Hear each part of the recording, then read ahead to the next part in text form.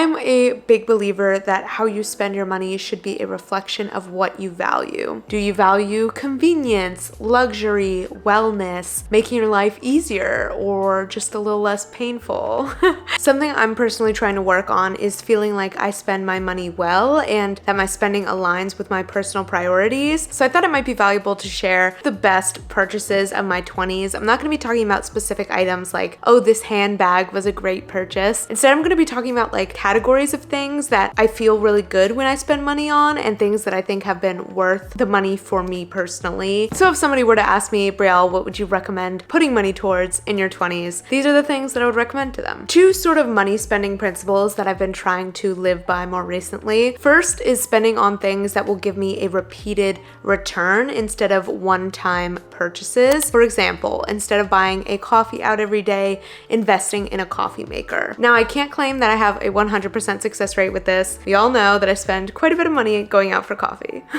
But I have recently been prioritizing spending on, for example, items for my home, things that will give me a reward on a day-to-day basis. This is a little bit of a tricky balance because I am a big believer in spending on experiences and quality time with friends, but I do think it can be valuable to spend on things that have a repeated return and are not just going to be like a one-time satisfaction, if that makes sense. Another principle that I've really been letting guide my spending is spending money to invest in myself and better myself. And this can take on so many forms. We'll get into the specifics of it, but anything that I feel like is making me a better version of myself or is helping me to upgrade in my life, I think is a great way to spend money. All right, now let's get into the specifics, the list of things that I feel like have been some of my best purchases. Starting off with investing in myself, specifically through coaches, workshops, any sort of like professional development, or just hiring people to help me on my journey of improving. I've mentioned on this channel before how hiring a singing coach was one of the best things I ever did. I was trying to self-teach for free online before that, but investing the money to actually hire a coach not only accelerated my progress, but helped me to take the whole thing a lot more seriously, which I think is just mentally very motivating. I've also recently been getting more like downloadable workbooks, ebooks, purchasing little like tools and things that other people have made that can really help me to accelerate my progress way faster than I can on my own, because other people already have answers and expertise that would take me a long time to acquire. So taking advantage of those resources and investing in yourself by being willing to pay for those things and pay for access to experts, whether that's a fitness coach, a life coach, even like a gym membership. Any investment in like a program or a service that's really going to help you to up level, I think is so freaking worth the money. I've also gone to a couple in-person workshops. I went to a YouTube workshop, a photography workshop, and every time I go to those events, I leave being so grateful that I signed up for those things, not only for the knowledge that I earn, but the community aspect and just being in a room where you paid to be there and you know that you're taking yourself seriously, you're putting money into this thing. Investing in myself is like at the top of my list in terms of things that I feel like have been great purchases. Another thing that I think has been so worth my while financially is outsourcing to make my life easier. Specifically, I'm thinking of hiring a cleaning service. I've started hiring a cleaning service for my apartment every single month. Outsourcing is definitely a luxury and it's not something that necessarily feels very accessible, especially when you aren't making a ton of money. But I feel like it's definitely something that you can start small and build up over time. Even if you're just like hiring a cleaning service every 6 months to do like an aggressively deep clean, the weight off your shoulders, the time that you save, and just the relief of having someone else to kind of do that work for you can be so nice. The first time that we did this and hired a cleaning service, I remember just like the exhale of relief that we got from having a perfectly clean space without having to do grueling hours of deep cleaning. It was just so nice, especially if you have a really busy schedule. I cannot recommend enough looking into possibly hiring people to do the tasks that you find a little less pleasant. Even if it's just like hiring someone to do your taxes, or I don't know, hiring someone to wash your car. TaskRabbit too. I've been meaning to try this, but I know a lot of people swear by TaskRabbit. Literally just hiring people to like put a shelf on their wall, build their new IKEA furniture. This is one of those things that some people would be like, that's ridiculous, you can do that yourself. But I'm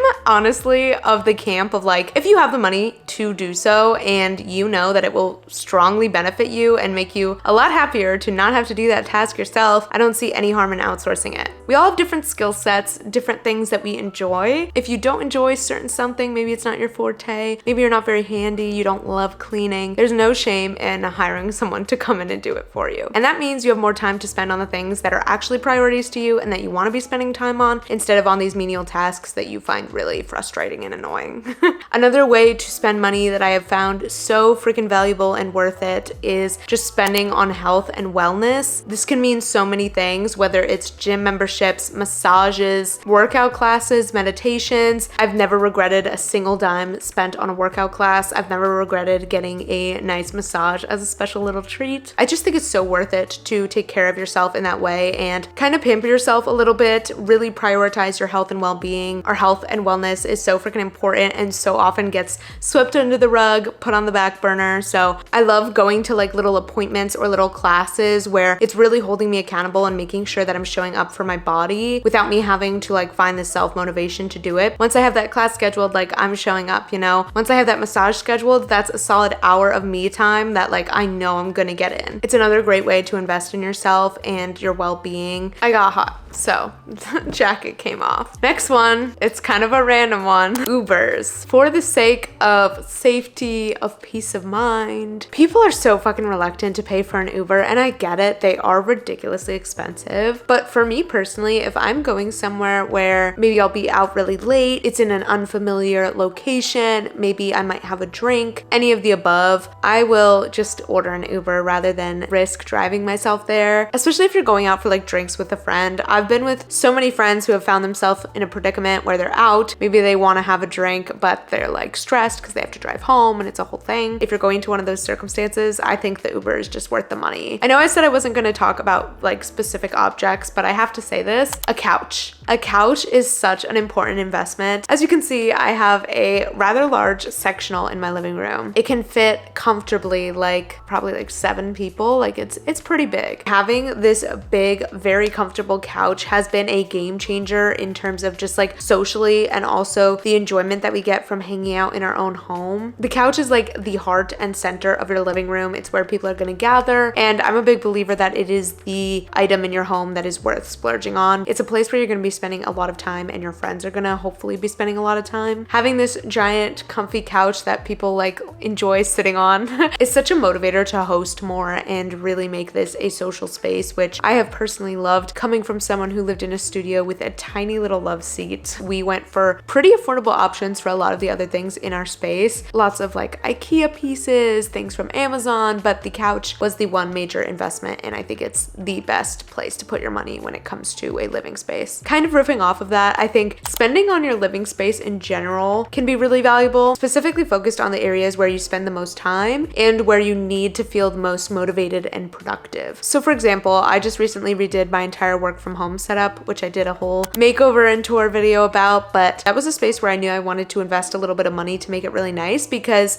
I want to feel motivated and inspired when I sit down to work. So that was an area that I chose to pour a little bit more money into. Still finding pretty affordable options, but getting a fair amount of stuff for it, really fleshing it out and investing a little bit more in that area. By contrast, my bedroom, our bedroom, has kind of been the lowest priority in terms of spending money to make it nice because realistically, we do not spend that much time in there. We don't have a TV in there. We don't really hang out in there. It's literally just a room where we sleep, get up, and like go hang out in the main living space. So spending money on this room was way more important to us than spending money on the bedroom. It's a prioritization thing, but I think spending money on the areas and the pieces of your home that you know you're going to be interacting with regularly, spending a fair bit of time, maybe spaces where you want to feel those good vibes and get inspired and feel great, I think it's really worth the money, especially because your space can have such a profound effect on your mental health, your motivation, and just how you feel day to day. I feel like the more love I put into my space, just the better my mood is, the more put together I feel, and it just improves my quality of life on a day-to-day basis. At the end of the day, I think that's really what I think money can and should be used for, is to improve your quality of life in the ways that are most meaningful to you. Money really is a tool for kind of crafting the life that you want to have. Obviously, when you don't have an infinite amount of it, you have to kind of prioritize, you have to identify what do you really want, what is worth spending money on for you. There's no right or wrong answers, but I encourage you to really ask yourself, what is your priority? Is it convenience? Is it making your life easier? Is it luxury? We want to be using our money in a way that aligns with our values and is going to give us the most impact and kind of bang for our buck, quite literally. I